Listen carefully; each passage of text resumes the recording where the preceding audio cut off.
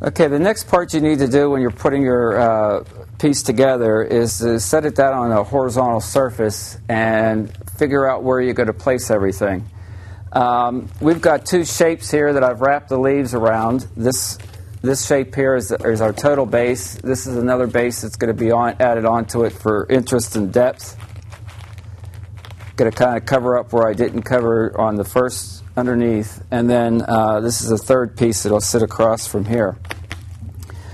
What I'm hoping to do from here is create the waterfall, and none of this is solid yet. The main flower, and we wanted to add color, so the main flower is going to be a hanging helicone. This is going to give it wave and movement in the arrangement, and I basically wanted to focus that, so I cut out the piece, inserted it, so when you look at it, that's going to be able to swing. The next flower, the protea, is another tropical flower that we're going to use, which would be bright and colorful and add dimension in your eye. Take it up the project. And just let it sit there to make sure that you're designing and how you want it to look.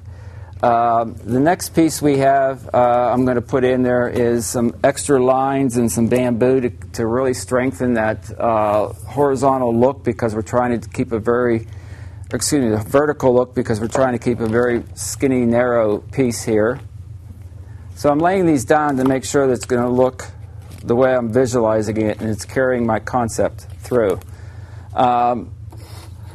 What I created this was a little bridge like you would see going across the waterfall, and I keep thinking about waterfalls and how I've seen them, basically how I'm going to lay it on there. And because I'm using the yellow hanging helicone as the water, which is red, I decided to use red anthuriums to almost be the lake where the water is falling into, so I know I'm going to be placing these down along the edge here to make it look like it's the water that the fall's coming into. At this point, you kind of got an idea of what you're going to do, and nothing is put together, so the next stage is actually starting to fasten these things to the surfaces so that you'll be able to create and design with them. So the step you need to do, again, is go ahead and lay it out, design it, and take a look at it on a horizontal surface.